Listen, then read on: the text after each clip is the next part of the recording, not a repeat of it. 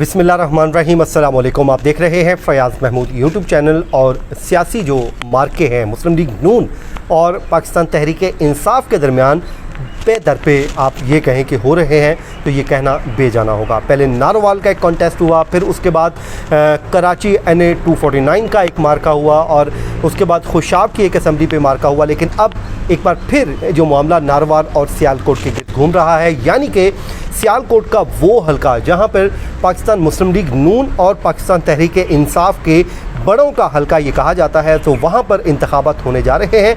बिल्कुल आप दुरुस्त समझे PP 38 इस पर इलेक्शन होने जा रहा है। और ये पाकिस्तान मुस्लिम लीग नून की नशिस्त थी और उनके खुश अख्तर सुबहानी जो MPA थे उनकी वफ़ात के बायस ये नशिस्त खाली हुई, तो जिस पर इलेक्शन कमीशन ऑफ पाकिस्तान ने एक जो शेड्यूल है वो जारी कर दिया है। इलेक्शन होने जा रहा है 28 जुलाई को ये मार्का होगा, लेकिन उससे कबल जो उम्मीदवारान हैं उनके अनाउंसमेंट कर दी गई है। तो इस वीडियो को हम थोड़ा सा 2 से 3 हिस्सों में डिवाइड कर लेते हैं। सबसे पहले हम जो इस हलके का जो पस मंज़र है माजी का उसको डिस्कस कर लेते हैं। फिर मैं आपको बताऊंगा कि दोनों पार्टियों के जो उम्मीदवार हैं वो कितने तगड़े हैं और क्यों तगड़े हैं और ये हलका क्यों इतनी वैल्यू रखता है।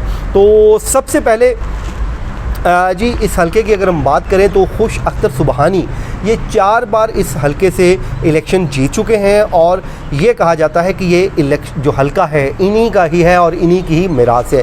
सबसे पहले 1990 के इलेक्शन में IGI के टिकट पे उन्होंने इलेक्शन लड़ा और कौमी सूबाई असम्बली की नशिस्त जीतने में कामयाब हुए।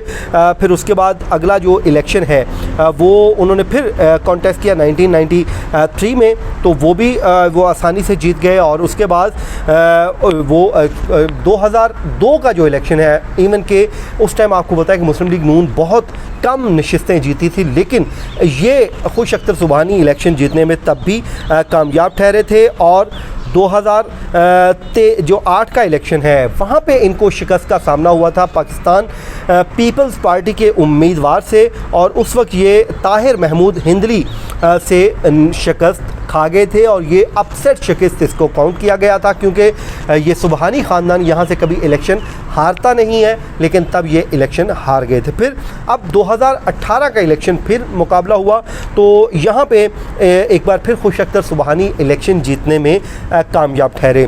तो जो इलेक्शन हुआ था उसमें खुश अख्तर सुबहानी के वोट थे 57,617 वोट और उनके जो मद्दे मुकाबल उम्मीदवार थे सईद अहमद भाली, ये पाकिस्तान तहरीक इंसाफ के उम्मीदवार थे 2018 के इंतखाबात में, तो इनके वोट थे 40,531 वोट। और ताहिर महमूद हिंदली आज़ाद उम्मीदवार थे, उन्होंने 12,478 वोट लिए थे। और साथ ही साथ तहरीक लब्बैक पाकिस्तान भी मुकाबले में थी और उनके उम्मीदवार मोहम्मद इसहाक ने 7,666 वोट हासिल किए थे और यूं ये इलेक्शन जीतने में मुस्लिम लीग नून कामयाब हुई थी। अब क्योंकि उनकी वफ़ात हुई खुश अख्तर सुबहानी की, तो उनका जो सियासी करियर है वो ख़त्म हो गया। अब जो हलका एक बार फिर ओपन हुआ, तो यहाँ पे अभी जो पाकिस्तान तहरीक इंसाफ ने उम्मीदवार उतारने की कोशिश की फिरदौस आशिक ईवान, क्योंकि ये इनका हलका भी है। ये कौमी असम्बली की नशिस्त NA 72 है और कौमी असम्बली की इसी नशिस्त से 2018 में डॉक्टर फिरदौस आशिक ईवान ने इंतखाबात में हिस्सा लिया था। तो अरमगान सुबहानी ये मुस्लिम लीग नून के थे, इन्होंने इनको शिकस्त दे दी थी और वो इलेक्शन जीत गए थे। तो यही वजह है कि जो पाकिस्तान तहरीक इंसाफ ने अभी उनको ऑफ़र की थी डॉक्टर फिरदौस आशिक ईवान को कि आप हमारी बड़ी आम जो मेन लीडरशिप में आती हैं और आपका नाम है, उसके अलावा आप पंजाब को देख भी रही हैं, तो आप ख़ुद इस इलेक्शन में जाएं और मुस्लिम लीग नून से इस नशिस्त को छीन लें। लेकिन इत्तलात ये हैं कि डॉक्टर फिरदौस आशिक ईवान साहिबा ने इनकार कर दिया। उन्होंने कहा कि उन्होंने क्योंकि इस हलके से एक बार फिर MNA का इलेक्शन लड़ना है, तो वो नहीं चाहती कि यहाँ पर MPA की नशिस्त पे इलेक्शन लड़ें। तो फिर उन्होंने एक उम्मीदवार दे दिया। उम्मीदवार कौन है जी? उम्मीदवार पाकिस्तान तहरीक इंसाफ। अब हम उम्मीदवारों पे आ जाते हैं, दोनों उम्मीदवारों का कंपैरिजन कर लेते हैं। पाकिस्तान तहरीक इंसाफ ने जिस उम्मीदवार को मैदान में उतारा है उनका बहुत बड़ा कोई सियासी करियर नहीं है। उनके जो भाई थे वो मुस्लिम लीग काफ के टिकट पे इलेक्शन लड़ते रहे, ये भी मुस्लिम लीग काफ से आए हैं। कैसर इकबाल बरियार इनका नाम है और ये जो कांग्रेस है उसके जो Islamabad Sialkot chamber of commerce है उसके प्रेसिडेंट भी हैं और बड़ी तगड़ी पार्टी है। इनके पास अच्छा खासा इनका जो बिज़नेस इनका बैकग्राउंड है। तो कहा यह जा रहा है कि ये हल्के के ऊपर या इलेक्शन के ऊपर जो अच्छा एक ख़र्चा करने वाली पोजीशन में है और वो ख़र्चा भी कर सकते हैं। एक्सपेंडिचर्स इनको कोई फ़र्क नहीं पड़ेगा, ये पैसा फेंकेंगे और ठीक ठाक पैसा फेंकेंगे। और डॉक्टर फिरदौस आशिक अवान के कहने पे ही इनको टिकट दिया गया है। उसके बाद जी मुस्लिम लीग नून ने जो टिकट दिया है वो इन्हीं के ही जो खुश अख्तर सुबहानी हैं उनके कज़न उनको टिकट दे दिया है। और मुकाबला एक बार फिर दोनों के दरमियान कांटे का होगा, मुस्लिम लीग नून और पाकिस्तान तहरीक इंसाफ। क्योंकि मुस्लिम लीग नून क्लेम ये करती है कि ये हमारा घर है, ये नशिस्त हमेशा से हमारे पास रही है। लेकिन पाकिस्तान तहरीक इंसाफ का अब कहना यह है कि हालात बदल चुके हैं, क्योंकि एक तो पंजाब में और फेडरल गवर्नमेंट उनकी है और सियालकोट में उस्मान डार और दीगर जो बड़ी जो पाकिस्तान तहरीक इंसाफ की जो टॉप की लीडरशिप है उनका ताल्लुक भी सियालकोट से है।